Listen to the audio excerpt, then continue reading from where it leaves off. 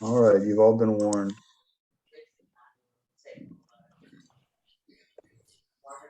Switch to speaker view. So I'm about to go to fourth party.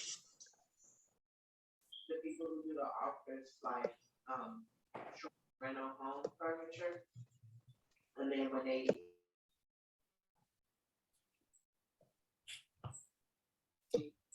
Can y'all hear Roz? We could for a second, yeah. Oh, okay. We didn't hear exactly what she said, but Yeah, she's talking business in the other room. I'll let her know we can hear her.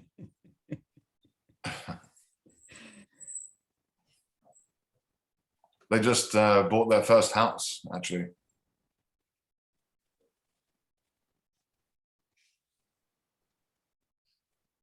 Yes, the bandages are a costume.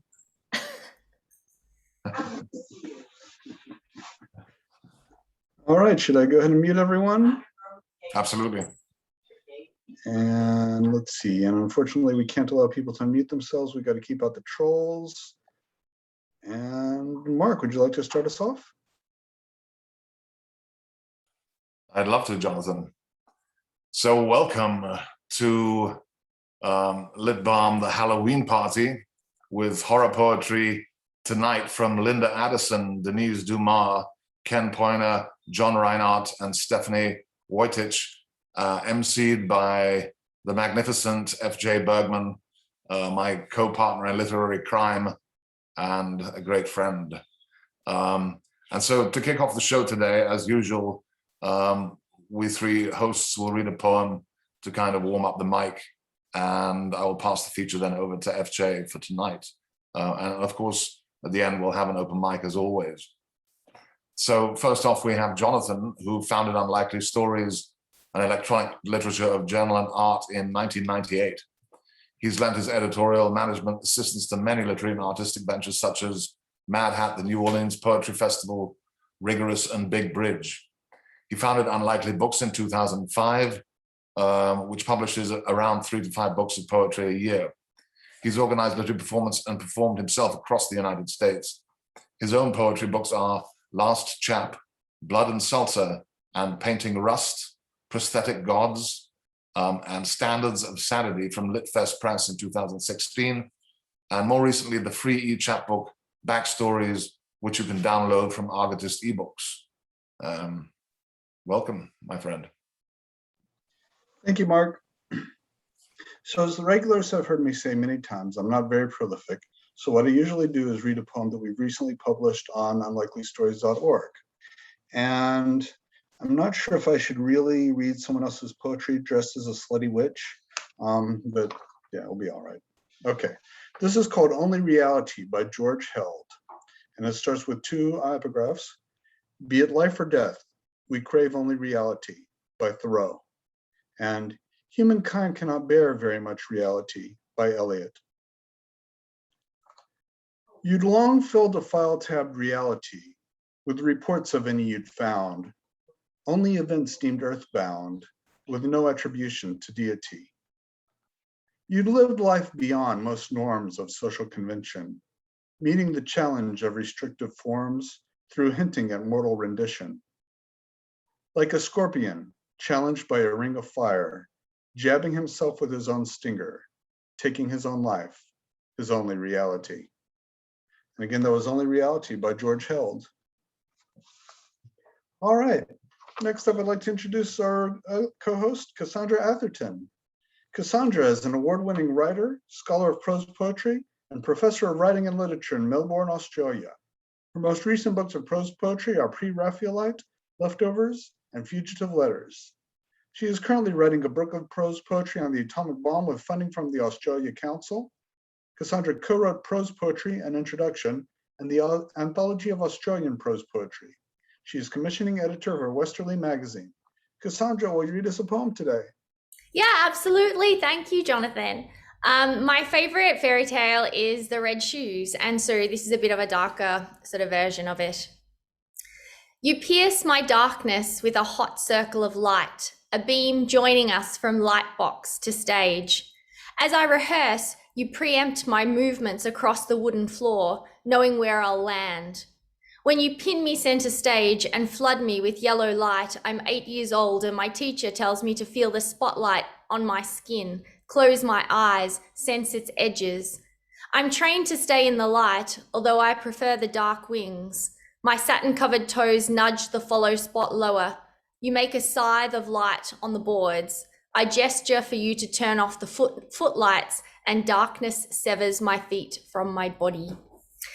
I would like to introduce Mark Vincennes. Please join in with his bio where you can. Mark Vincennes is an Anglo-Swiss-American poet, a fiction writer, a translator, editor, publisher, designer, multi-genre artist, and musician. He's published 16 books of poetry, including more recently, Leaning into the Infinite, The Syndicate of Water and Light, Here Comes the Night Dust, Einstein Fledermaus, and The Little Book of Earthly Delights. Vincennes' newest collection, A Brief Conversation with Consciousness, is forthcoming this fall from the brilliant Unlikely Books. An album of music, ambience and verse, Left Hand Clapping, is forthcoming from Tree Torn Records. Vincennes is also a prolific translator, and he's translated from, I hear you, German, Romanian and French. He has published 10 books of translations, most recently Unexpected Development by, award-winning Swiss poet and novelist Klaus Mertz with White Pine 2018, and it was a finalist for the Cliff Becker Book Prize in 2016. His translation of Klaus Mertz's selected poems in Audible Blue is forthcoming from White Pine Press. Vincennes is editor and publisher of the Stella Mad Hat Press and publisher of New American Writing. He's lived all over the world from, Brazil to China to Iceland to India.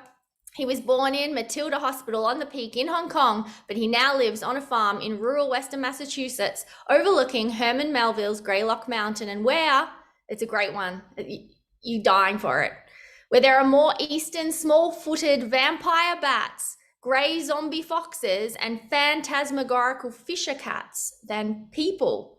Mark, please follow that brilliant bio with a brilliant poem for us. Today, I'm going to read a poem for a couple of reasons. One, because I know it's one of FJ's favorites, and B, because I think it's a great poem, and it's written by Robin Robertson, the Scottish poet, and it's called At Her Own Head, for John Burnside. You'd know her house by the drawn blinds, by the cormorants pitched on the boundary wall. The black crosses of their wings hung out to dry.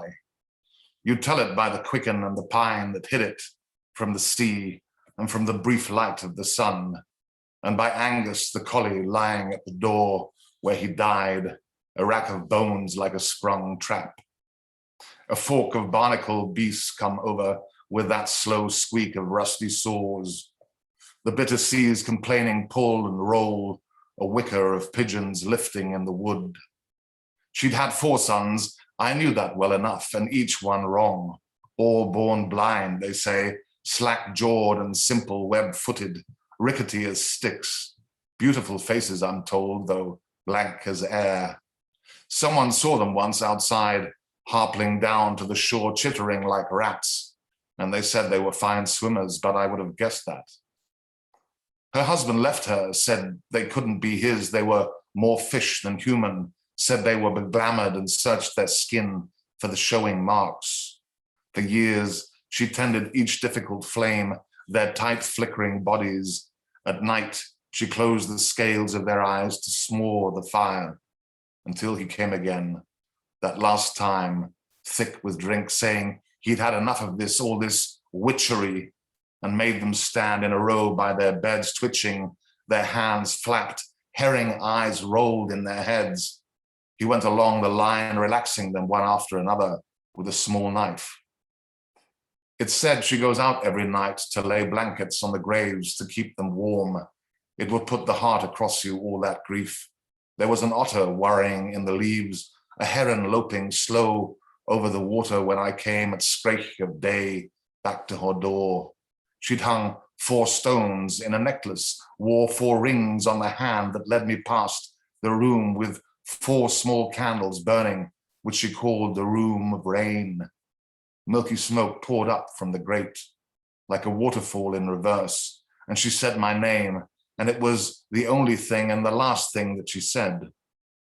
She gave me a skylark's egg in a bed of frost, gave me twists of my 4 sons' hair, gave me her husband's head in a wooden box. Then she gave me the sealskin, and I put it on. So that was by Robin Robertson. And if for those of you who are unfamiliar with it, the Selkie is a sort of, it's a seal man, seal folk, some creature that transforms itself into another, and often by the skin of the seal. So inside there is someone else. And I think that poem by Robin was really kind of based on one of the traditional Celtic Scottish myths. So, and anyway, now I'm going to hand over the mic to my good friend F.J. Bergmann. First off, I'm going to tell you a little bit about F.J.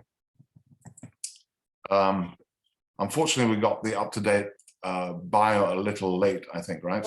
We'll just wait. I'm reading at the end anyway. Okay. All right. Well, I'll just hand it over to you then, and we'll do it at the end. All right. All right. Well, welcome to all. Although abandon hope is, I believe, the traditional salutation. We're going to hear from some of the best horror poets the speculative genre has to offer. First up is Linda D. Addison. Linda is an award-winning author of 5 collections, including The Place of Broken Things, written with Alessandro Manzetti, an Italian poet, and How to Recognize a Demon Has Become Your Friend. She's the recipient of the HWA, the Horror Writers Association, Lifetime Achievement Award, HWA Mentor of the Year, and SFPA, that's the Science Fiction and Fantasy Poetry Association, Grand Master. I turn it over to Linda.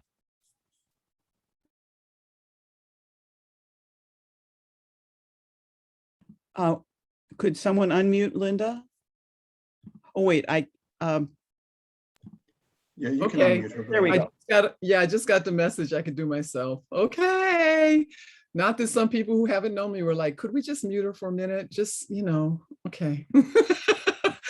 I'm so beyond delighted to be here with some of my buddies and some new people. Love it. So I'm going to read a poem from different collections, and it just turns out they're all Stoker winners. I didn't do that on purpose, honest. I have books that didn't win. Okay, anyway, so the first poem is called The Place of Broken Things, which is from the anthology, the collection called The Place of Broken Things. This poem was written with Alessandro Manzetti, and it's the first one we wrote in our collection.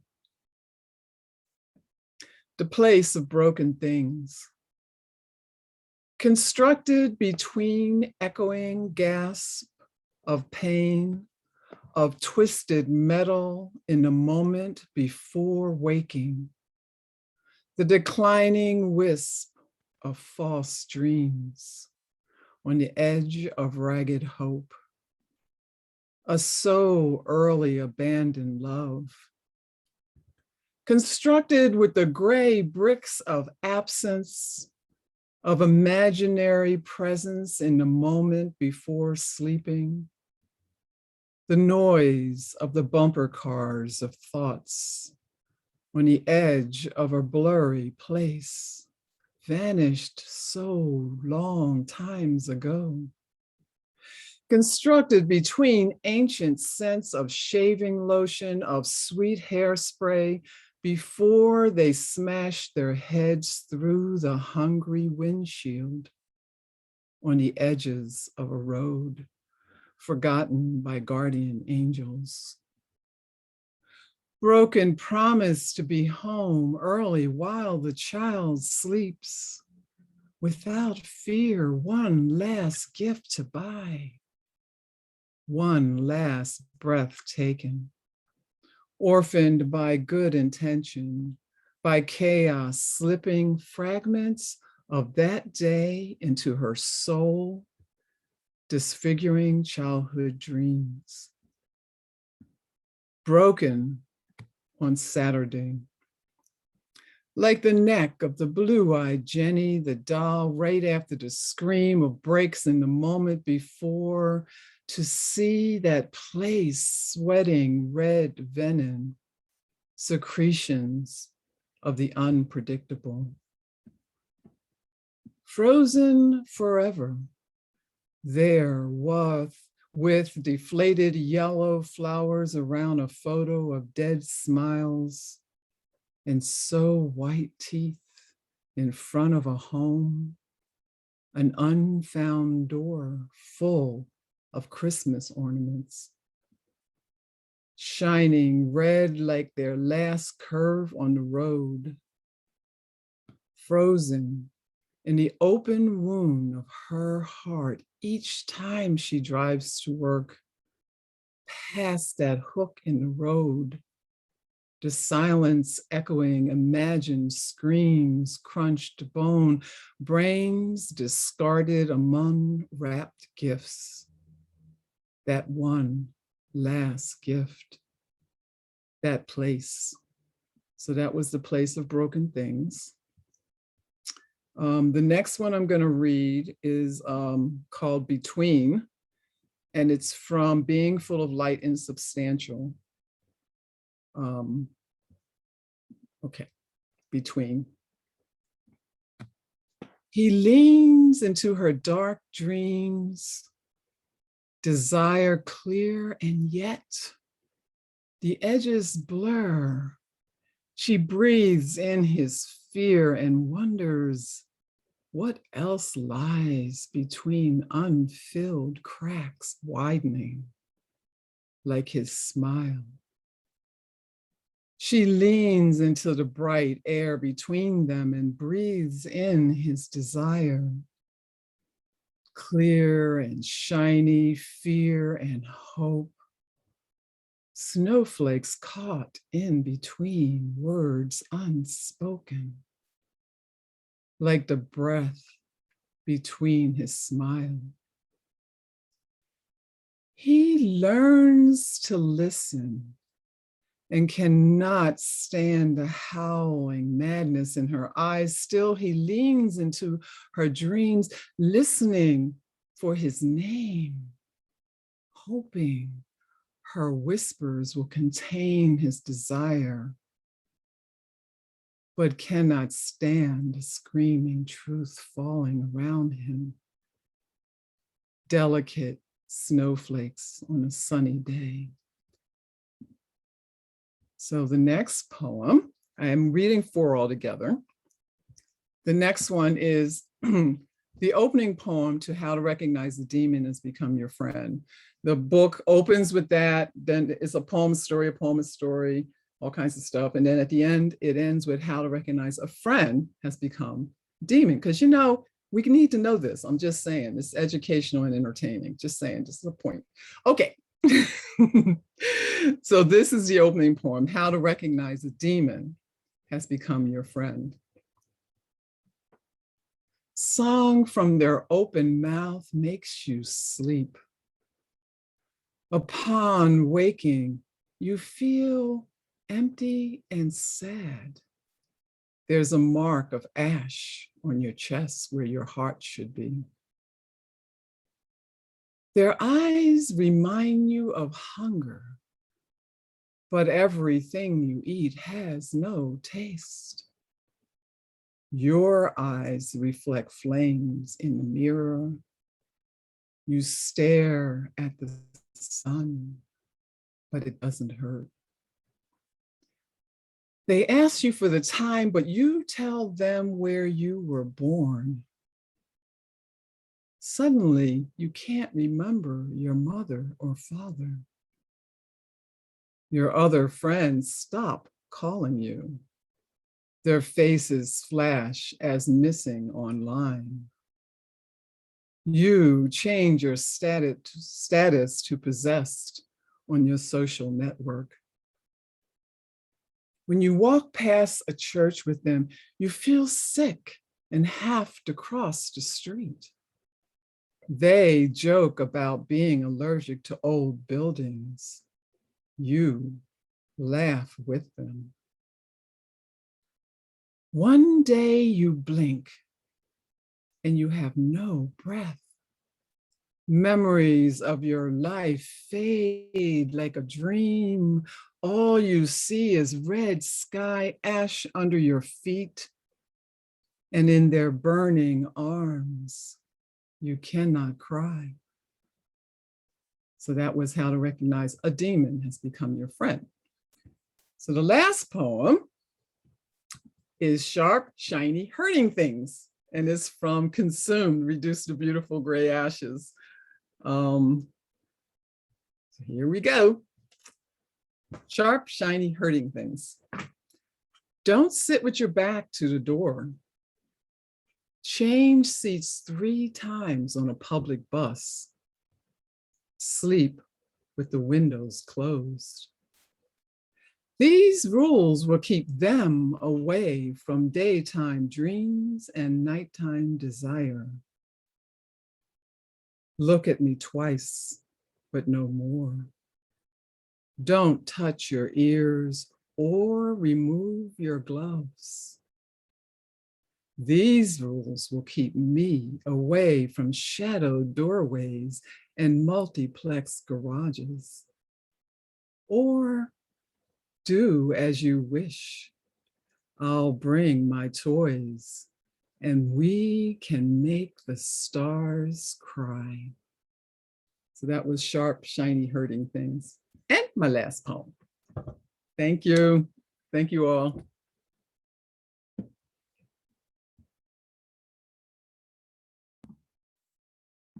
Wonderful, wonderful, Linda. Thank you so much. I'm going to read some poems by Robert Vorsky next. He is a speculative poet from Stevens Point, Wisconsin, whose latest collection, Carpe Noctem, was published in 2020 by Weird House Press. Weird House Press. He is still doing his best to seize the night, but is well aware that it may have already seized him. This is bush meat. Not exactly the tenderest, and the nuances of flavor are completely different. Who, for example, would have believed you could come to relish the subtle, smoky taste imparted by car exhaust or the floral notes of toothpaste? Plus, having escaped the original Roundup and feeding frenzy of the big feast, most have honed their survival skills, being cagey and unshorn, denned in underground holes or nesting in trees, ready to fight right up until the last second, when, with a deliquescent crack, the skull yields that sweet, mollusky truffle we so love. But when all is said and done, tracking down a representative specimen in the wild, far away from the increasingly meager bistros of the cities, it will be more than worth the extra effort.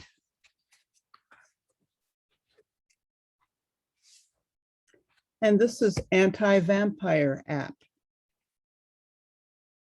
It's not the strobing pictures of crucifixes and sunrises that ward away the blood-sucking menaces, nor the automatically generated 911 call to authorities whenever the app detects lower than normal body temps, hemofragrant breath, or sonic signatures of bat wings. Rather, it's the presence of tellurium, a rare earth element that smells intensely of garlic, even in small amounts. Only this that sends the chiropteran undead into paroxysms, not some digital juju.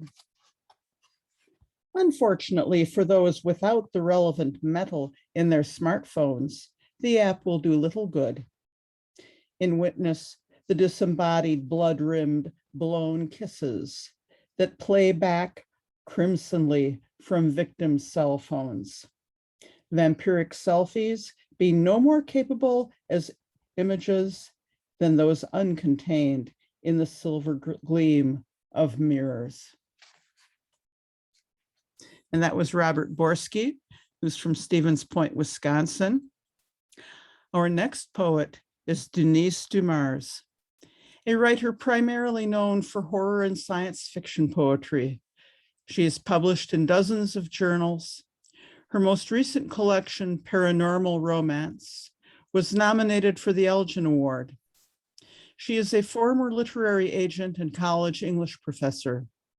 A pagan minister and writer of metaphysical nonfiction, she helms Reverend D's Apothecary. She lives in LA's beautiful South Bay area, but her heart is in New Orleans. Thank Denise? you. Thank you, guys. Can you hear me? Yes. It's so wonderful to be here with all these wonderful poets and wonderful listeners. Yes. I'm going to start with a couple of short ones. These are from the 2015 anthology by the Southern California Haiku Study Group. And those of you who belong to SFPA know that I write a column about finding mainstream markets that will take genre writing, and that's exactly what this is. So 2 genre haiku from a mainstream haiku anthology. Santa Muerte's statue on my bookshelf. So much to read before I die. My gingerbread and gumdrop house. Modern children know no fairy tales.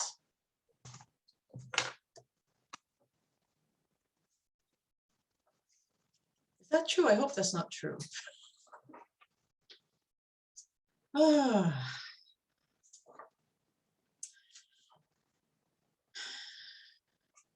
The Rose Maiden. This poem was inspired by a trip to the city of Orange, where they used to have the Victorian Wedding Gown Museum. It was amazing. And they had also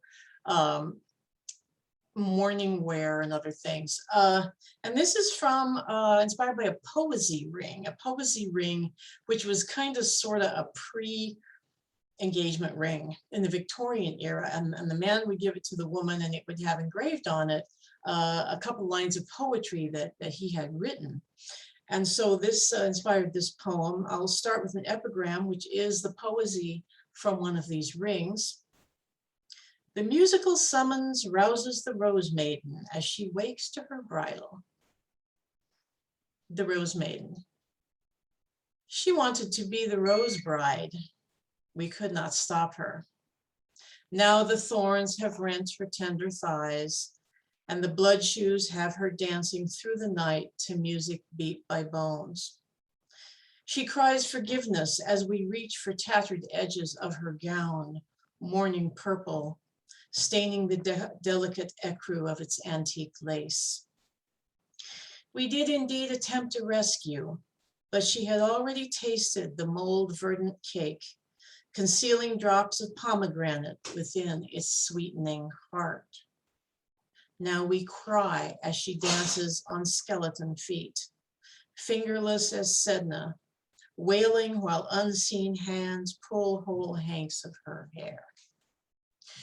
Awake to your bridal, they called her, and she answered. Now we wear our funeral suits and mask the stench with daylilies and tea roses, waiting for the sin eater to arrive and cleanse this site. There was nothing we could do, we'll tell him, as he eats the last fly-specked crumb of cake from her torn bosom. And we sniff our nosegays, every maiden discreetly dropping her poesy ring in the dirt. Interesting that Linda and I had both chosen a poem that has references to the red shoes for our reading today. What are the chances? Something a little bit lighter. Since my Botanica is a New Orleans style Botanica, I thought I would read this one. It's called Brown for Brown and Green for Green. I don't usually write formalist poetry, but when I do, usually it's kind of funny. And this is based on an actual practice that's done by some mail order companies that provide herbs and so forth to unwitting customers.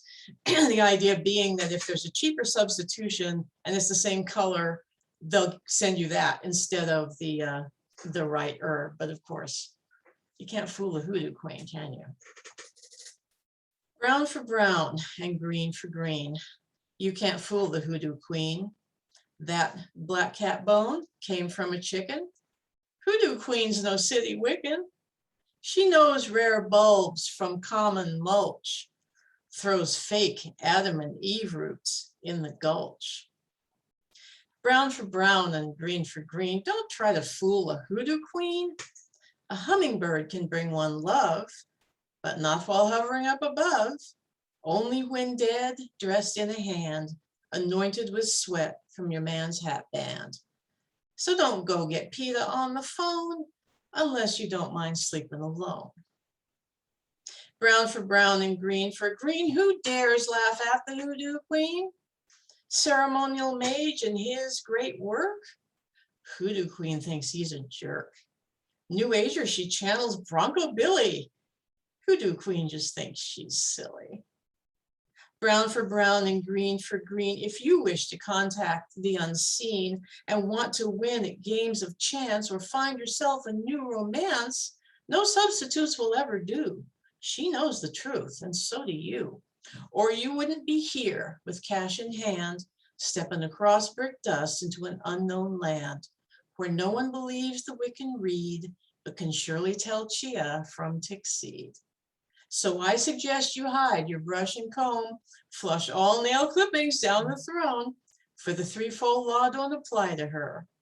Only nature's curios can kill or cure. Only the hoodoo queen knows for sure. Brown for brown and green for green. Ain't no one fooled the hoodoo queen. Okay.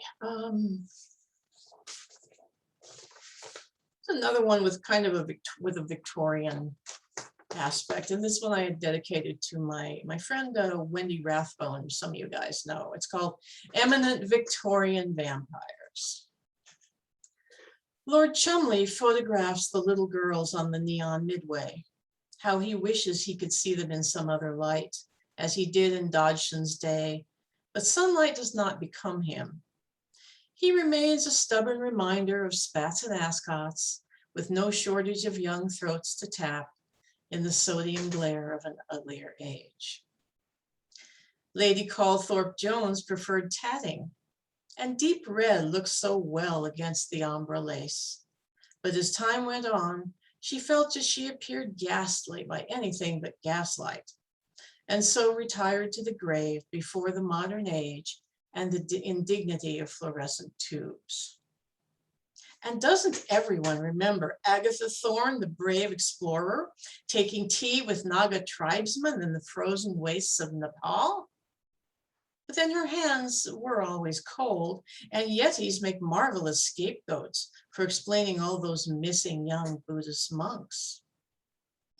Finally, there's Dr. Widmore Payne, a bold researcher, pinning the moths to the board, reading Darwin, and noting the lack of attention to one sanguineous mutation, while working in his laboratory well past midnight, finding other convenient uses for the chloroform when his work was done.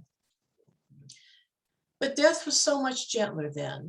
The pallor of corruption brought out the roses in the ladies' cheeks, and the children's death photos captured their perfect innocence forever. Black mourning suits were flattering to all who wore them, more beautiful than wedding gowns, some felt, especially when paired with the purple mourning glass when Victoria passed on. And I aver, if I do say so myself, that they were right. Oh, they were right. And since I've been kind of silly, I think I'll end maybe with something a little bit darker, because that's what people expect from me, right? Find it. I took forever preparing for this, but am I ever prepared? No, of course not. This is a new one. This one hasn't been published yet. It's called Black Earth. Black earth that rots the silent roots, the frothing, shaggy beast explores. His golden eyes like guttering flames, the claws dipped in the sucking clay. Black earth, my mount chews wormwood roots in dirt that was born when man was young. The golden eyes aren't seen by her, the claws dipped in the bitter clay. Black earth, the night is thick with ruin. Strange patterns mar the sky. Those golden eyes are bloodshot now, as are my claws dipped in rusted clay. Black earth, if I had known what I know now, my steed, my life, my shaggy beast has golden eyes and flaxen hair and claws blood crimson, just like mine. Thank you. Oh, that's lovely, Denise. Thanks so much. I'm going to read a couple of poems by another poet who can't be here.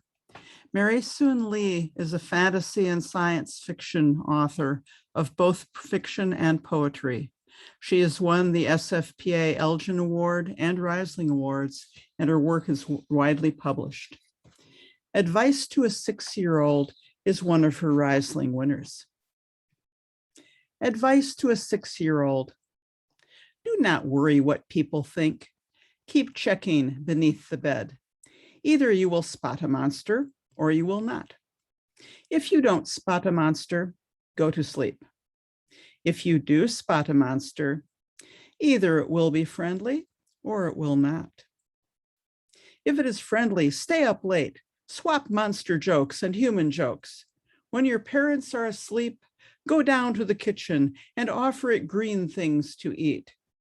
Broccoli, lettuce, frozen peas, the soap, the begonias. If it is not friendly, scream. Either you will scare it away, or your parents will come in time, or regrettably, the monster will eat you. But that would have happened anyway once you were asleep. And the second poem is How to Speak to Ghosts. Leave the city. Walk barefoot to a hilltop. Rinse your hair in starlight. Listen to leaf and grass. Look behind the moon. Say those things you wish you'd said. Mary Soon Lee. Our next poet, who is present in the flesh, is Ken Poyner. His 2021 collections of speculative poetry, Stone the Monsters or Dance, and Lessons from Lingering Houses, and as many other books are available from barkingmoosepress.com. He spent 33 years working in the information arts and lives with his world-class powerlifting wife, several rescue cats, and multiple betta fish in the lower right-hand corner of Virginia. His work has appeared in spaces as diverse as the Iowa Review and Blue Collar Review and everything in between. Ken Poyner.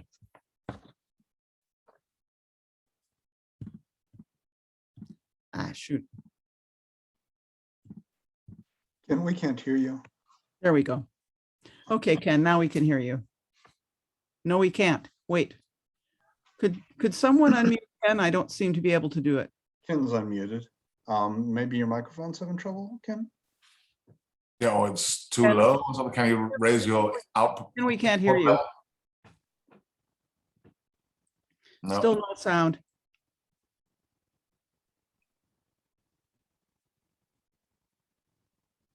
Try No. changing the volume. My mic shuts off sometimes.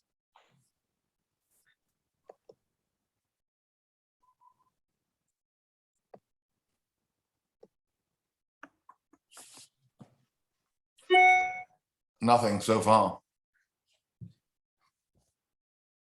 I think. Maybe we should go on to the next poet. Well, Ken is is working on unmuting himself, let's go to our next poet, Jon Reinhart. Jon Reinhart is part slug and part organ grinder. He works as an arsonist and professional troublemaker when not writing stories about renegade leprechauns in space or zombie tooth fairies running pyramid schemes.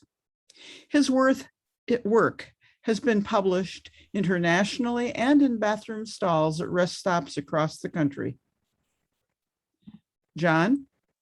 I'm here. Thank you. Wonderful. And it's all true, mostly. All right, this one is called In the Dead of Night. Imperturbable malfeasance of miscreant soliloquies, spending omnivorous junctures upon diminutive and obsequious platitudes, near garishly ambivalent ectoderms, sanctimonious moments made unpalatable conspirators, unraveling fortuitous somnolence by imperceptible wibbles, wobbles, and warbles.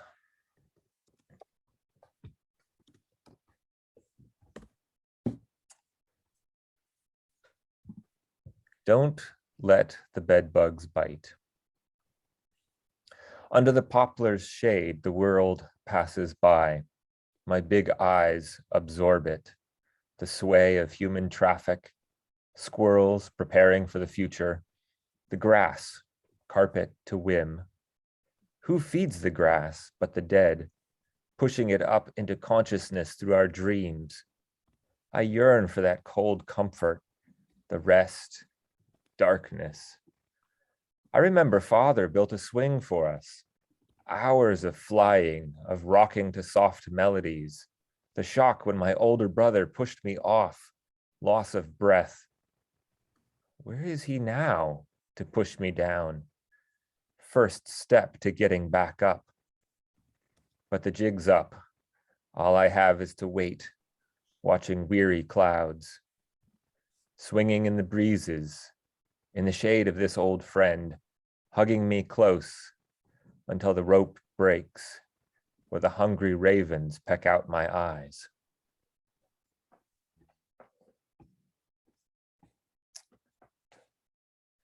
So I have a sort of love-hate relationship with titles, and I think mostly I love to hate my titles, and sometimes I refuse to title them at all. And this one is called I Heart Zombies. You just have to imagine the little red heart in between I and zombies. A world without brains. A world where hearts have a chance.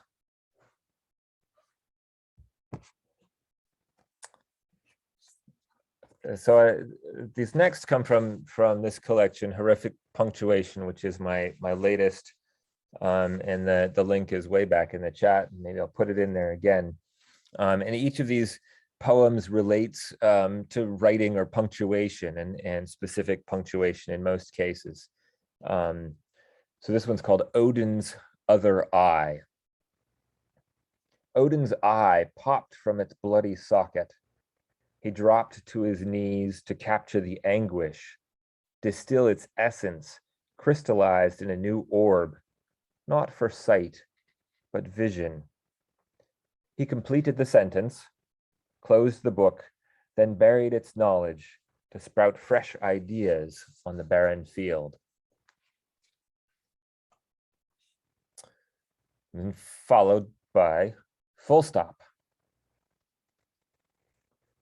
And I was teaching in second grade a lifetime ago, and there was a fellow from Bhutan who came to visit, and he showed the second graders a full stop in Bhutanese, and it was far more exciting than a dot on the page. Black dot opens wider, pen disappears, my hand pulled after into the expanding emptiness enveloping the page. Inescapable gravitational yearning for company, as stomach churns, braced for impact that never comes. Condensation transforms inner to outer, and my thoughts, memories, forgottens, tumble like socks at the laundromat. entire universe, met instantaneously, galactic speed dating as conclusion to existence, rolled into one tiny black hole.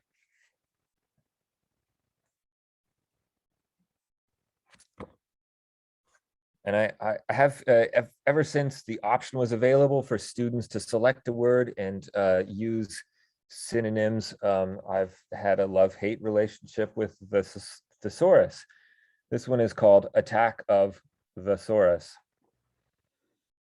I've called my local librarian, but I fear I am too late.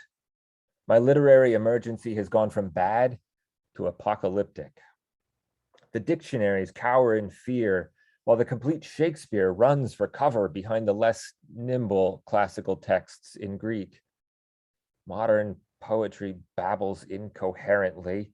Even the no-nonsense nonfiction was unprepared for this rabid assault, attack, barrage, battle, battery, charge, duel, fight, fracas, joust, melee, offensive, onslaught, siege from the previously, erstwhile, earlier, once before, friendly, content, happy, nice, passive, pleasant, polite, tame, timid thesaurus. Extraordinarily contagious, the disease threatens every volume of text and promises to garble the direct meaning of every attempted phrase, so that to compose a literary expose will entrap hominid minions through a strategically placed salvo, effectually to deter ornamental progressivity. My final prayer wallows somewhere. A hitherto unacknowledged bipedal sentience may happenstance to traipse aggressively onto my diminutive narrative and unravel my yarn to the origin of this madness.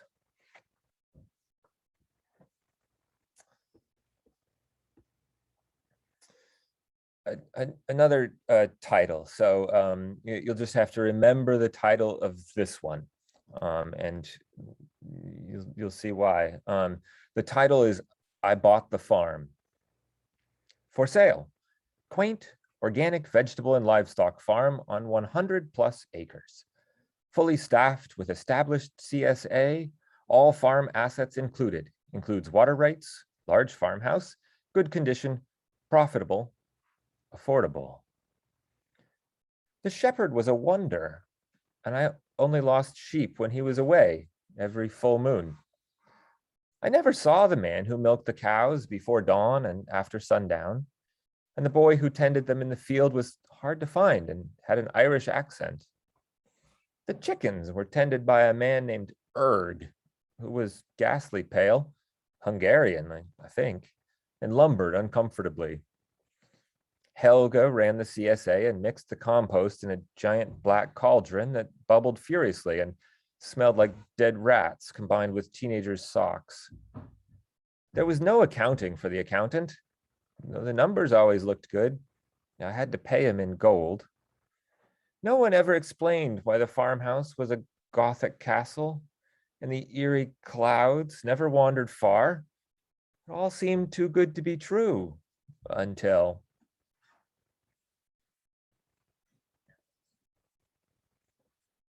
So you have to remember the title. All right.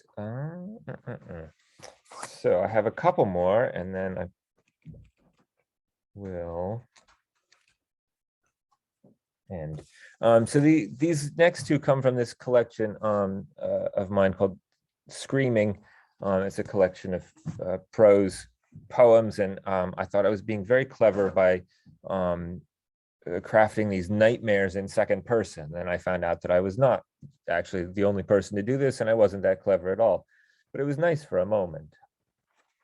It's called Leaky Rainbows. The yellow sticky notes on the refrigerator are falling off. Not just unsticking, they're falling off rapidly. Lots of them. They're piling up on the floor. They're still coming.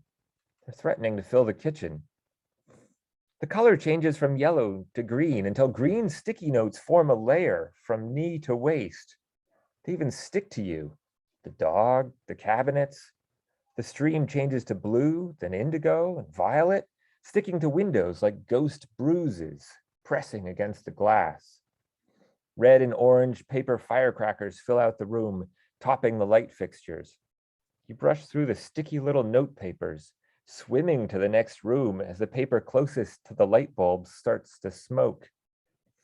The next room is full of packing peanuts. These are my nightmares anyway, I guess. All right. In the ceiling. You're standing on a step stool, reaching above the top cabinets. There's something back there. The last few cookies, maybe. You stretch and stretch, but only come away with a handful of fuzz.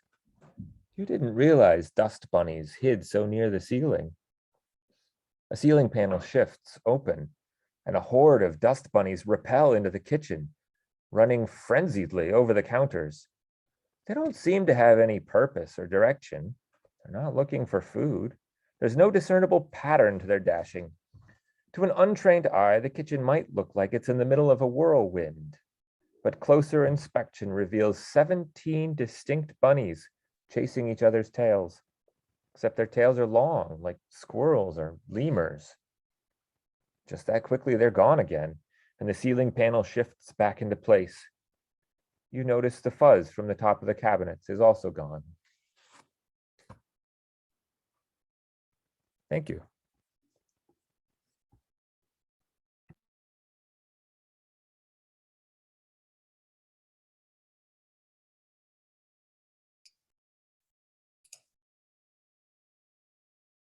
You need to unmute, FJ. Ken, can we hear you yet? No. Email me some of your poems and I'll read them if we can't get it to work. And in the meantime, I'm going to read a couple of poems by Anne K. Schwader, a horror poet who lives in Colorado. She's received many awards, is the author of many books of speculative poetry, including In the Yadith Time, and most recently, Unquiet Stars from Weird House Press. She was named a Grand Master Poet by the SFPA. And I'm going to read Apocalypse Swap, which is in Unquiet Stars. Apocalypse Swap. Apocalypse was simple once. A phone, the shade of midnight sunrise rang somewhere in Washington or Moscow, and the moan of missiles filled our momentary air to bursting with their urgency. One flash before the siren's silence. Then who cared what happened next? We fixed our hopes on ash and shadows. All the madness burned away forever. Now we watch a planet trashed and drowning in Antarctica's decay depopulate too slowly in its shroud of satellites. How many years afraid before whatever exit we've endowed our future with? I miss that mushroom cloud.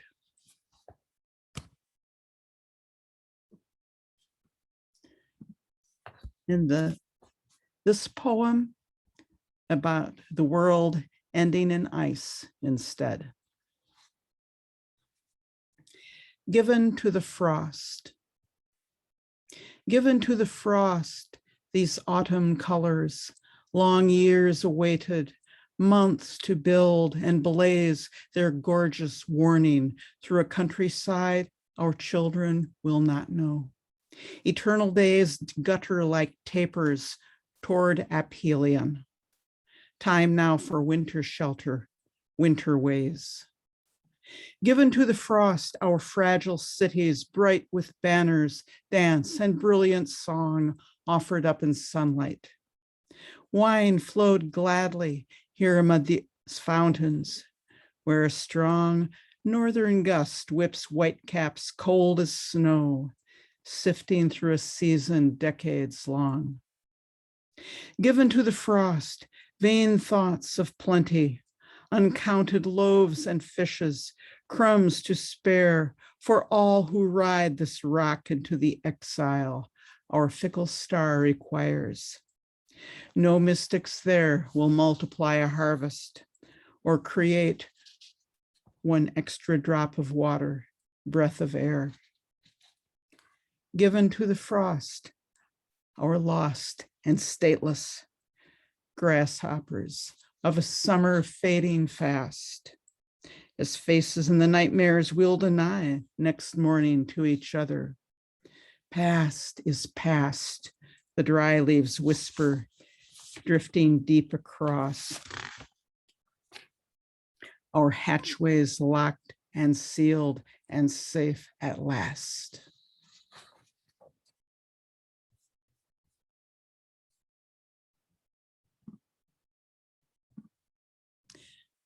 Ken, are we unmuted yet? Just a minute. No, crap. Okay. Then, well, we're still working on getting poems from Ken. Our next poet is Stephanie M. Wytovich. She is an American poet, novelist, and essayist with work in many magazines and anthologies. She is the poetry editor for Raw Dog Screaming Press and an adjunct at Western Connecticut State University, Southern New Hampshire University, and Point Park University. She is a recipient of the 2021 Ladies of Horror Fiction Writers Grant. Stephanie Wytovich.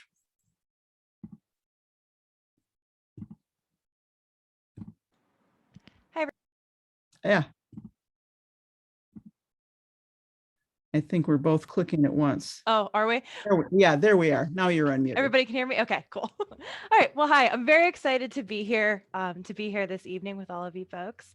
I have a couple poems from Black Telephone magazine that I'm going to read. This was the first issue and it was put out by Clash Books. So if you haven't checked out Clash or you haven't checked out Black Telephone, I highly recommend them. They do a lot of cool speculative stuff, a lot of experimental writing, and they're just fabulous people to work with. Alrighty, so the first piece I'm going to read is called The Crone Confessions. When I dream about swallowing my teeth, I often wake up hungry. I wonder if it has something to do with the way the moon watches me at night, how it glues itself to my window, tonguing the glass like a hungry wolf. Confession. On Tuesdays, I crawl up the wall as shadow, only to shove mugwort in my eyes. It burns the way my thighs did when the noose didn't work. And I've noticed a dying bat resting between my shoulder blades, quiet like the still, suffocated night. We screech like sisters, our see-through bodies a paper jacket, a satin sheet covering a shapeshifter, a hysteric sewn hag raging in her own filth. Confession. On Saturdays, I fill the bathtub full of piss, only to laugh when I drink it. It tastes the way my womb did the morning I carved it out. Yet awake on this ceiling, I masturbate to the sounds of cardinals, my mattress a nest, a beaten-in bruise, my skin a wrinkled dress I've long since taken off. And the next one from Black Telephone is titled Woman as Eulogy. A murder of crows rests beneath sleepless eyes, a visual demand for silence, this the flock of death notes and mourning. I come to the page as widow, the bruising in my mouth an open invitation to my wounds. Please swallow me whole, digest me like the sickness I am. I've stuffed diary pages in my bones, these trauma bonds, a book of weeping sores, my body, the first chapter to a memoir made of ghost. Look behind the coffins filled with flowers, underneath the floorboards covered in layers of whisper-worn screams. I beg of you, read my story, sing my pain with the choir blood of angels. It's been 6 years, but 6 minutes, this practice of choking on typewriter keys, of mending white dresses I'll never get to wear. My voice, a carving board for sigils, each vocal cord stained ink, soaked twice in half-strung hexes and rage. I promise you, the forest ate my diamond, devoured me whole, this poison that I am. Alrighty. The next poem I'm going to read is from Miscreations, which I believe Linda is in as well. And this was published by Doug Bradley and Michael Bailey from Written Backwards. Everything that Doug touches is gold, so I feel very excited to be a part of this book.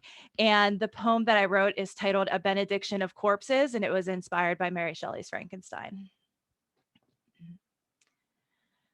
This haunting in my mouth, the cry of church bells against my ears. Do you see the ghost of surgery tables? Smell the rot of my potential amongst the silver shears, the misplaced stitches? See, I am an amalgamation, the river that runs through science and death. Taste the rancid swill of chemicals in my eyes, the way my skin shines, glistens like a widow's smile. All this poisoning, these exterminations. I'm sewn together like a botched autopsy confession, a man-made monster embroidered with possibility, my sutures open, the scent of grave dust still dry on my cheeks. Yet I cringe when you touch me. Every moment of my life a disfigured plea, a reverse exorcism. My genetic makeup filled with murder, my heartbeat a collection of cut-off screams. Can you hear the trepidations of my soul? All the moans and aches of those trapped inside me, their caskets, my bones, their ashes, my marrow. It hurts to look at my reflection, the taste of language, of love, foreign on my tongue. I brace and name myself demon, wanderer, prophet. My title, a benediction of corpses, a holy awakening. This, my second chance to walk in the garden, the reaper's forgiveness, a welcoming sacrament, a true gift to behold. But you, my maker, my creator, you fear me. Your disgust, a mask of anxiety and guilt. I exist as a consequence of your obsession, my knees bruised from prayers, from all your blessings that burned my skin. It's my job to exist in this body, to live out my days as an outcast, your approval lost somewhere in the air of angels. Me, your nightmare, your breathing question mark. I'm the child of another God.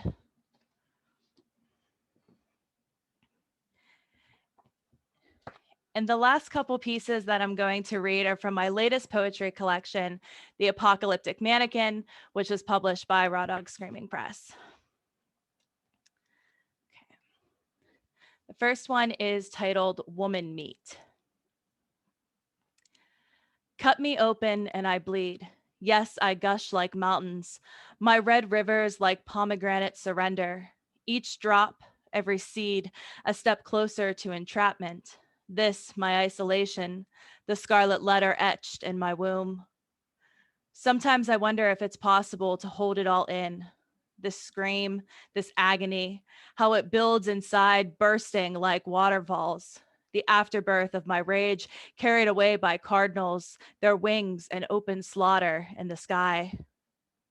Yet here I lay beneath tents made of flesh, a stuck pig writing her eulogy, the earth drinking my butchery like a fine wine with notes of cherry and murder, their hunt still on, the women still hiding, running, cowering in shadows meant only as blankets for themselves. And it's nightfall before I hear the fire, the crackle and spit of flames, the sweet musk of smoke amidst hungry mouths ripping and tearing at my meat. This, the savagery, the death of body, the beginning of our curse. Okay. The next one is titled Still Life with Scars. There are knife wounds across my chest, the whisper of a bullet on my arm. If you can get past the cracked bones, the way my teeth hang at an angle, you'll see I am a still life trauma dressed in scar tissue, a forest of bound fractures, a storm of smoke-damaged lungs coughing on curfews, the echoes of active shooters still ringing in my ears. But if you say my name, I'll bleed apologies like a butcher's block, each plea a watercolor portrait dressed in tendons and tears. every prayer a gaslit hiccup washed down with the stale communion wine of empty churches. I still trip on their promises, on all those corpses with eyes that look like his.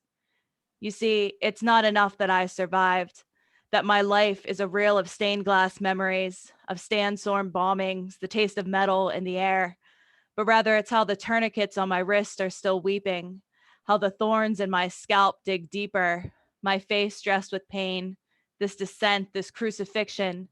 There's no such thing as death if there's no one left to watch you die.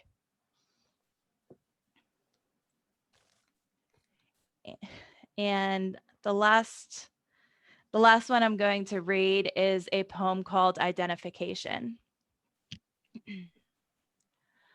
I identify as haunted, as a broken violin, a forest wrapped in fog. If you look between my legs, you will find an empty library, each shelf a collection of ghostings, blank signage for a dimly lit hallway, a spider web, an unfinished opera. I am neither a baptism dress nor a wedding ring, a wake photograph nor a satin-lined bed. If you call, I will not answer. If you run, I promise to hide. But inside my chest beats a jewelry box with no sound. Walks an orphan forever flipping pages of an unwritten book. If you pick up the rose on the table or smell the salt stuffed into my mouth, you'll find my future in my palms, my past written in burn marks on my back. Just wrap your wounds carefully, for I am a host of century-lost diseases, an epidemic, a long forgotten plague. And if you hold a seashell up to your ear, it will whisper the endings to every poem. My signature, a cockroach, the poison you left out for the rats. Thank you so much. That's lovely. Thanks so much. Thank you. Excellent. Now, we still have no sound from Ken, but through the magic of the internet, he has sent me his poems so that I'm going to read them for him. Just imagine me in a deeper male voice. After the scream, silence sits itself down. It crosses its legs and begins to take a cigarette from its shirt pocket. But this is a no smoking restaurant. The street noise vanishes, and I think to myself how much god-awful racket simple, unrelated, random commerce brings to anything. Silence uncrosses his legs, smooths the imaginary seam of his rum-dark pants, and the kitchen goes dumb. No plates wobbling at the counter. All the forks and knives without tongues, the spoons suspended. Silence brushes a shock of hair from his forehead, and the waiter moves without disturbing the air. No shoe fall, no laudatory counterbalancing of the tray. His pen, no doubt, could display and retract muffled as though by oceans. I am hearing my heart beat, the blood now angry in my ears, and the sound of heme and oxygen soothing the carnival of the brain. Silence is looking at me. My heart does not thunder. It barely flutters like loose paper, but I see he is listening. He leans forward. This is bedtime fright. I am not your personal soothsayer. I can only say so much about the fish-empty oceans, the plastic trash gyres, species sublimation, the methane of unfreezing permafrost, oceans creeping, then sprinting inland, rivers with mouths of industrial toxins, land so bare it runs away with the rain, weather that flings unfathomable temper tantrums, complacency in the fists of better armies. You have your own convenient ideas about the terrors we collectively birth. Once they were to be the weird terrors of your great-grandchildren. More recently, of your grandchildren, of late your children. But maybe they are not terrors at all, and our broad-shouldered imagination has saved everyone. You hear the light, discordant step. There is the brush of dismal air at your neck. The monster closet door hinge squeaks. Your heart begins to think of its own effort. The noise you believe to be but a creaking hinge. You roll away and sleep. Fairy tale justice. I don't even like children. The hair is too fine, too difficult to ruffle and shave. They create a lot of grease. There is generally more fat than salvageable meat. I would have to be in wildly dire straits to take on the task of cooking and eating one, much less two. Now, if they annoyed me, and then to escape my just scolding had hidden in the oven, that would be different. But with all my spells, what waste of talent would there be in my attempting to beguile children?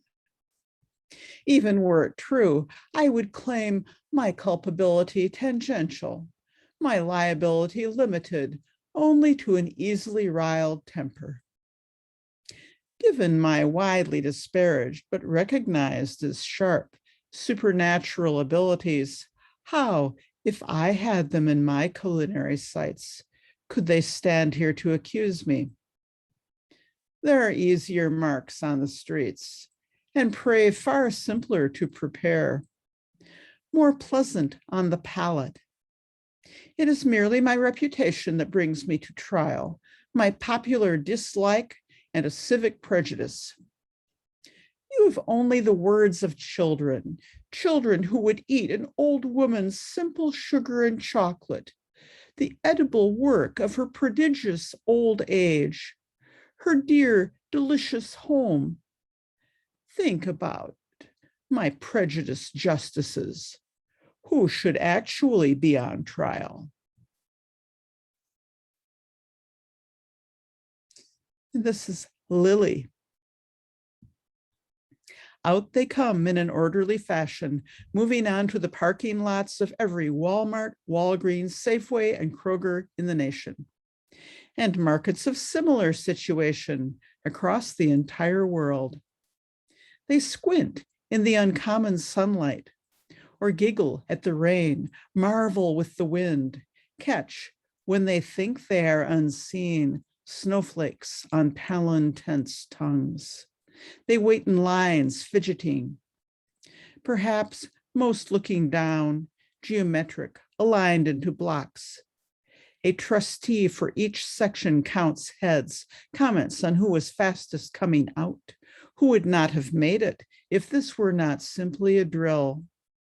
Each, it seems, has a touch of smoke, fingers folded in to avoid feral flame. As they go back in, they march more than meander, solemn, almost happy for direction.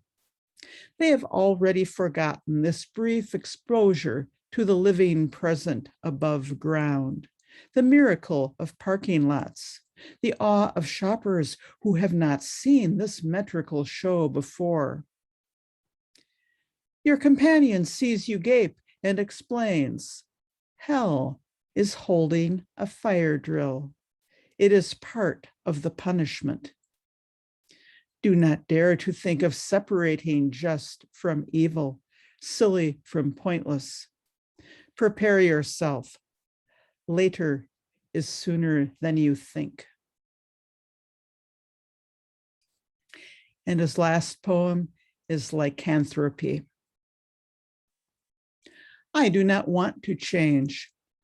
I like my fur and fangs. I like all 4 feet solid against gravity. I like as well to balance on just 2, and I like hands with opposable thumbs. The moon, however, wants its own way, hates comfort and stability, watches, finished and giddy, the cheap sublimation of me becoming me and becoming me and me becoming again. Thank you. Those were Ken Poyner's poems. And now I believe I will read. Yes, you will. Yes, you will. And I'm going to introduce you, FJ. Okay, but make it short. Sure. F.J. Bergmann is the managing editor of Mad Hat Press, the poetry editor of Weird House Press, and Mobius, the Journal of Social Change. She freelances as a copy editor and book designer. She lives in Wisconsin, still rides horses, and imagines tragedies on near exoplanets. She is the Writers of the Future winner. Her work has appeared in Asimov's SF, Missouri Review, Polutexny, Spectral Realms, Basterian, and elsewhere.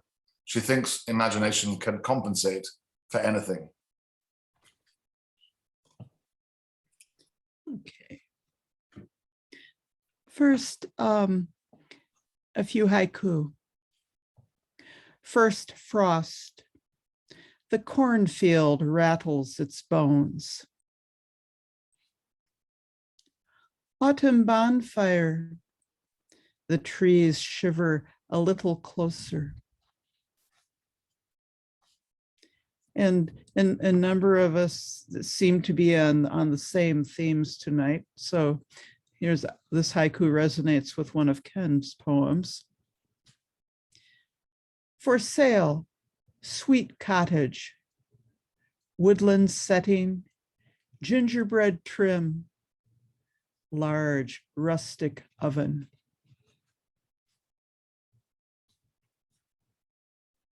Departing summer. Warning signs first appear in green tinged yellow. You are now leaving the estival zone. Then orange. Close all windows. Turn off air conditioning now. As you approach the border, the streets become strangely deserted. Those individuals who are left must be informers or secret police. Keep hands in pockets at all times. Arsonists lurk among the houses. Fires start with no warning. The checkpoints in flames, burning red. A mob of refugees huddled together as if for warmth streams over the border, the rags of their drab coats fluttering like windblown leaves. The next poem is from a spam subject line. Someone is looking for you. Someone is wondering where you are right now. Someone thinks they used to know your maiden name back in the day. Someone catches a glimpse of you reflected in the window of a bus and follows that bus to its last stop. Someone says to themselves that your eyes never used to be that green, or did they?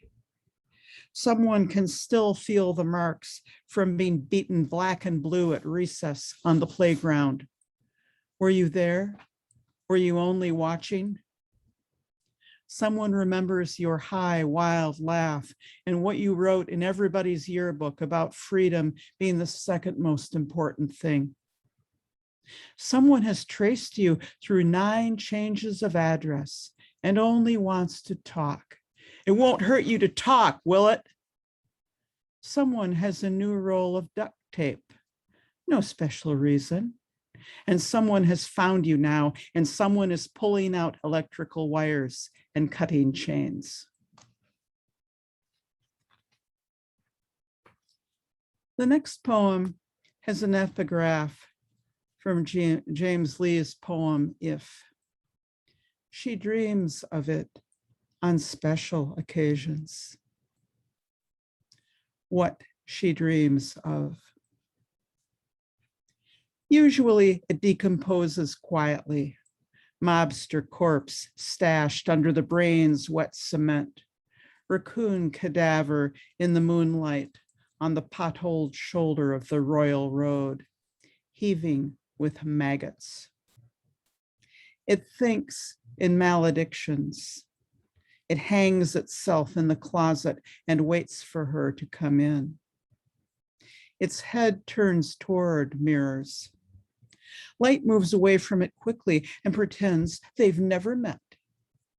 Dark gets stuck inside it. It obtained an advanced degree from the School of the Americas, where it always got extra credit. It hums to itself frequently off-key renditions of Puccini or Led Zeppelin. It used to give her ideas which she acted upon when the opportunity presented itself, until something else told her to stop. It wants to hide a weapon in one of her body cavities. Be preemptive is its motto. It hates the medication that keeps it silent, gag of wadding, ending in zine or zone. When it reanimates and wades out of the flooded culvert of her nightmares, it knows why it has been summoned.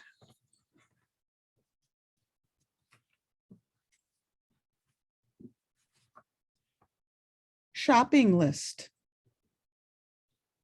Vodka, rope, razor blades, matches, gasoline, tarp, large wheelbarrow, shovel, decorative mulch.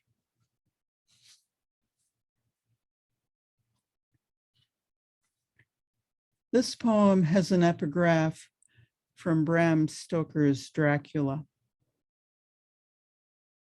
Naturally, I write till sleep comes. A house with no windows.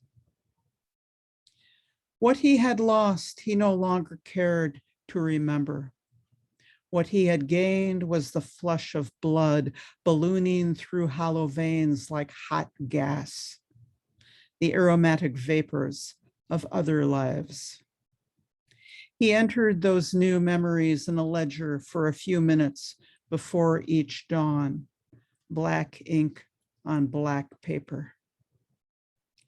When the lid closed on the emptiness that sleep had become, he thought that if dreams ever returned to him, they would no longer be about flying, nor hunger, nor any release, but only of unshelving a book bound in blood-red skin, opening to a new black page.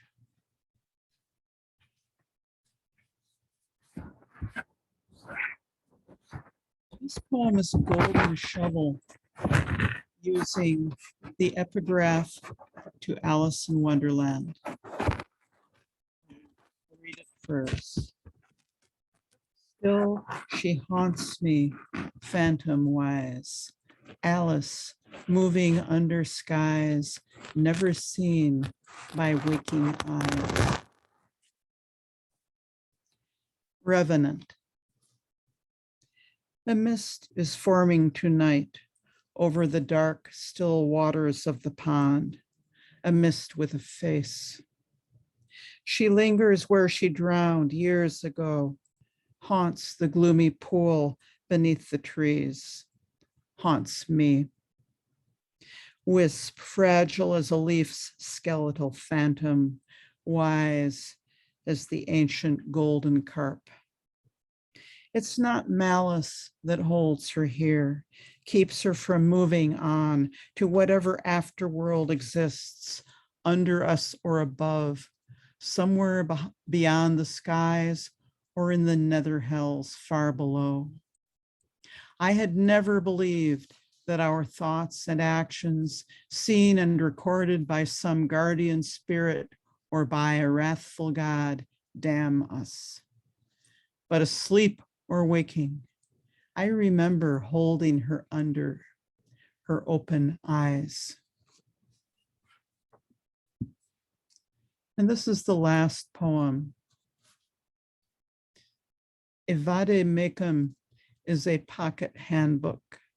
The Latin words mean come with me. Vade Mecum.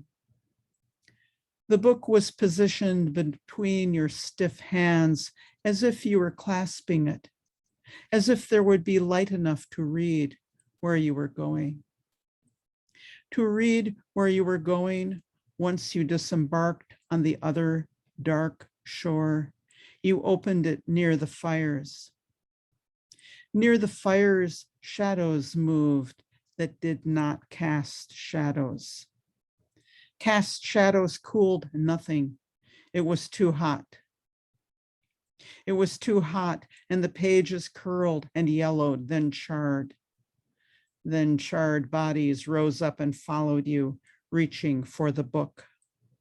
The book would show the road. The road you had to take was marked with the glowing fidget of red embers.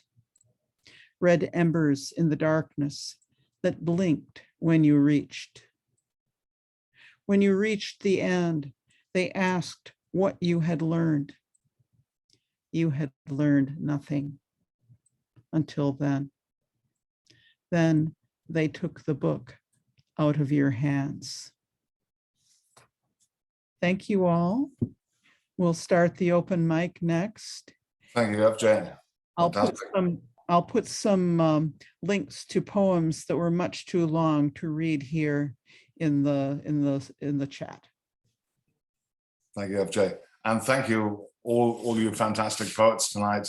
Linda D. Addison, of course, also Robert Borowski, who was read by FJ, Denise Dumars, Mary Soon Lee, read by FJ, Ken Poyner, Jon Reinhart, Anne K. Swarter, also read by FJ, Stephanie M. Whiteovich. Of course, Ken Poyner, also, unfortunately, his volume wasn't working tonight. But what a wonderful show. And I'm sure you did significant justice to Ken's work. And so let me just tell you what's coming up. We have next November 6th, we have Major Jackson, Dee Dee Jackson, D.A. Powell, and Sam Witt with guest MC David Blair. And on November 20, we have Safia Abdul Rahman, Julie Metz, Ian Seed, and Cliff Garstang. So please do join us for that. I don't know if I'll be there myself, since I have to probably do surgery around that time. But I'll try to make it, even if it's from my hospital bed. And so now I'm going to hand it over to Cassandra to bring us the open mic tonight. It's going to be a great one. It's the Ghoulish open mic, and it's going to start with the famous Bob Heeman from his Halloween kitchen. It looks very like his normal kitchen, except that it's on Halloween. He's wearing a long sleeve dark top, which is also a big kind of difference than we're used to seeing with Bob. Well, so there's excitement already. That's because my kitchen is Chili's. So instead of a t-shirt, I put on a sweatshirt. That's amazing. Thanks for sharing. Can we hear a poem to start us off, please? How it all began. And you remember how when she died, they stuffed her and set her on the porch, and how everyone came around and they just stare and don't say nothing or do nothing, except for a few of the younger ones who crept up real close and try to reach out and touch her toes.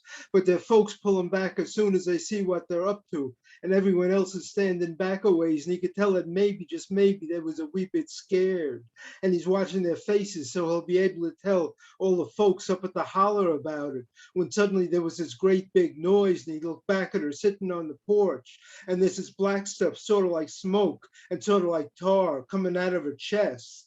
And that was how it all began.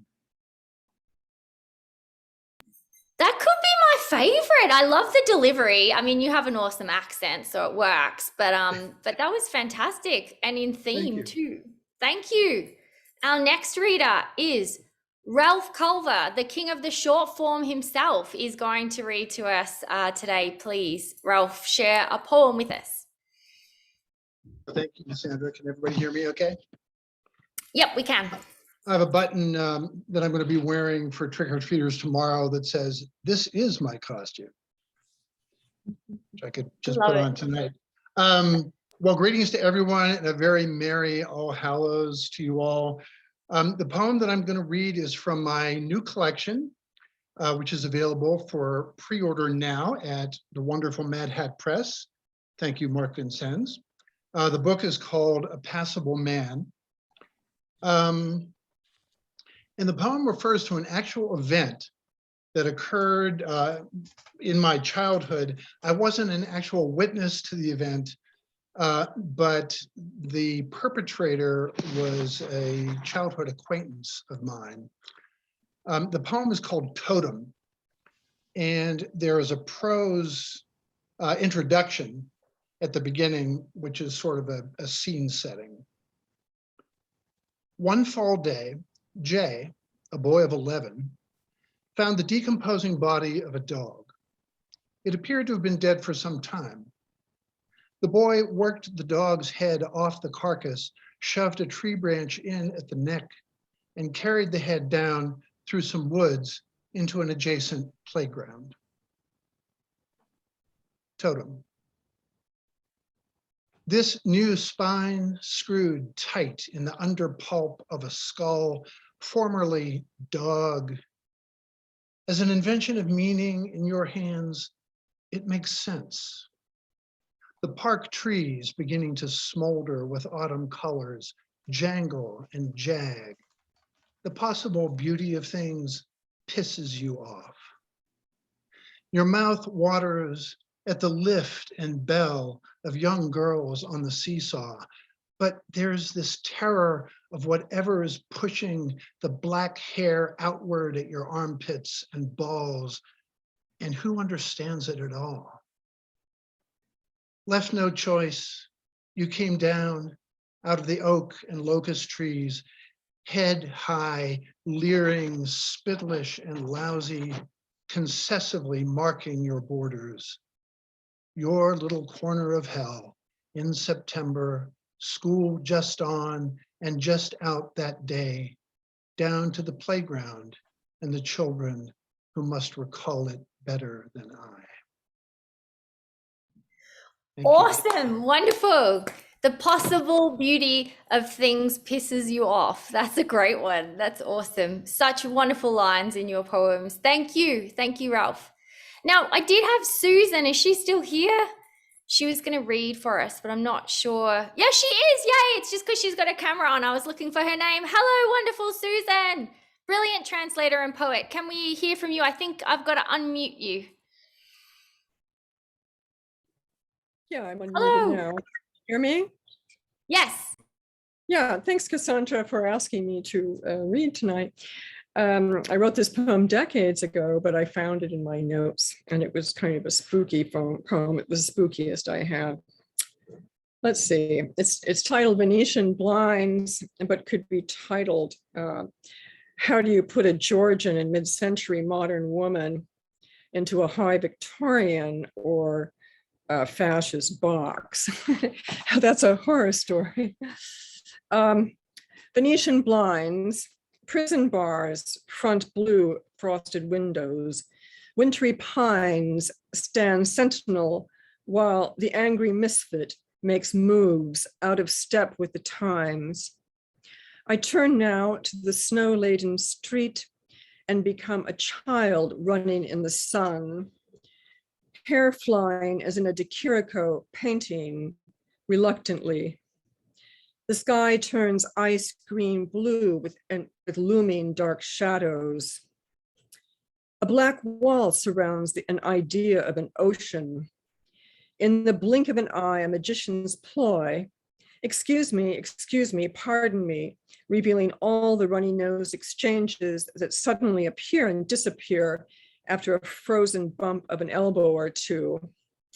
There are no sunny greeters here, no little talk anymore. Ice-capped phrases are not very long. not like the not like the Ashbury poem that seemed too long. Surreal, moving into transparency within the short vertical bindings of this crowded brown brick bookstore.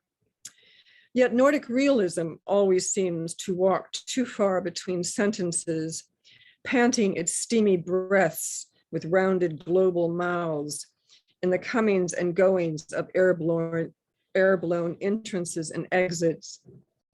I long to hear a new jolly say so. With the motion of your hand, you could change my life. Thank you so much. So many amazing, vivid images in there. I especially love the runny nose exchanges. I've had a lot of those. We've just come out of winter here, so I love that idea. Thank you, Susan. Next we have Jon Wombat Wessick. Life is always a little better after one of John's poems, especially if he does some voices. I'm not sure if he's got voices in this one, but I can hope. This is called The Truth About Monsters. On moonless nights, the rhythms of crossing alarms and trains passing on the Yamanote line rock me into a narcotic sleep. I dream of removing my bones and reading stories inscribed in tiny uniform letters on the surfaces nearest the marrow. Tales of power, stalking, chasing my victims through neon-lit Tokyo streets and out onto the Kanto plain. The splash of blood on a bamboo leaf makes such an exquisite pattern. Before dawn, Yukiko stirs on her futon and stretches. With feet so tender, the feel of ridged tatami on her soles can bring her to climax. She minces toward my desk. Akira, her brown anime eyes swim in concern. Awake all night again. Won't you tell me what troubles you? I turn to the page marked with a bamboo leaf and read the notes transcribed from my dream. The skin between Yukiko's brushstroke eyebrows wrinkles. Soon her face turns red. She bends over wailing. Tears flood the kitchen and overflow the balcony. The torrent in the gutter washes away paper, cans, and my resolve. That was fabulous. Absolutely fabulous. You know, I love Japan. The Yamanoti line is my favorite line. It plays the best music and is that gorgeous green color. But living inside your head would be a really interesting experience, Jon. You've got like the most extraordinary kind of ideas. I love it. Thank you. The last person, you know who it's going to be. I think you know it. It's going to be the cutest cat at Lit Balm. We've got Cindy Hockman rounding out the wonderful open mic today. Yeah. You guys have a hard act to follow, so I'm reading a very silly poem because it's the only poem I have that has Halloween in it. It's written in couplets, and it was an attempt to be surreal, but I don't know how surreal it is. No, Jon, it has no voodoo. Well, yeah, it does. The last two lines. Look out for the last two lines. It's called the Chartreuse Cow. The Chartreuse Cow is coy when I wear my loving tattoo. The jade jaguar purrs so sweetly in her sleep. The lavender elephant cries when I pull the lever to the left. The pacifist turns blue when I press the red hot button. The charcoal dog lies inert in its own dirty pool. The white oyster forgets to turn itself into a pretty pearl. The horny cat goes into heat on Halloween. The clumsy mouse trips on a tangle of computer wires.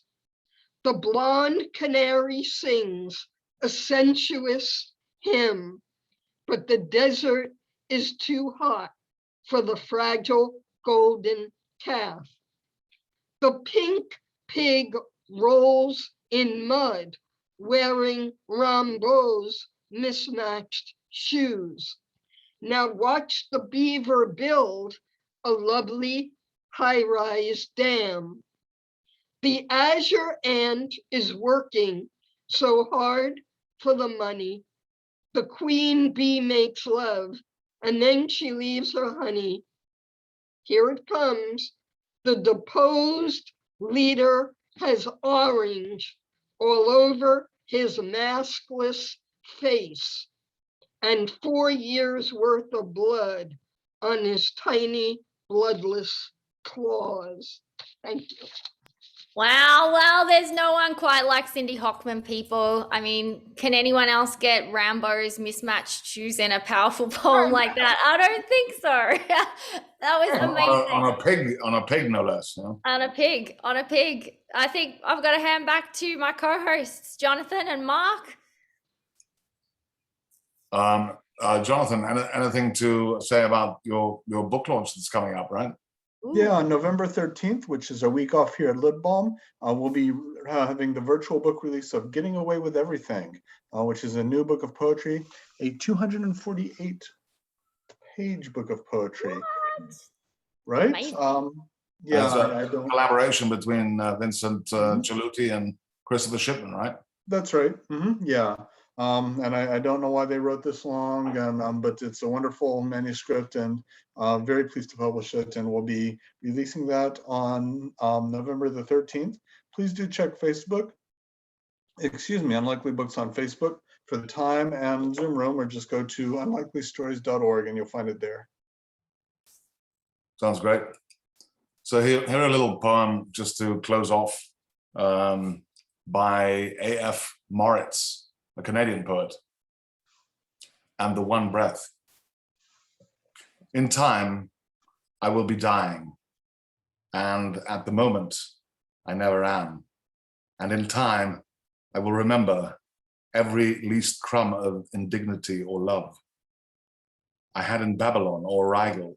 But lying here now, I know nothing, not you, but yes, your hair, snuffed in my eyes, dark, and the one breath you are always drawing in.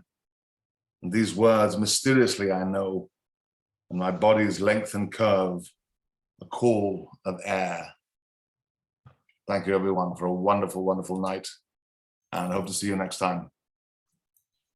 Lit Balm forever, love and poetry. See you guys. Mwah. Love you all. Thanks, everybody. Happy Halloween.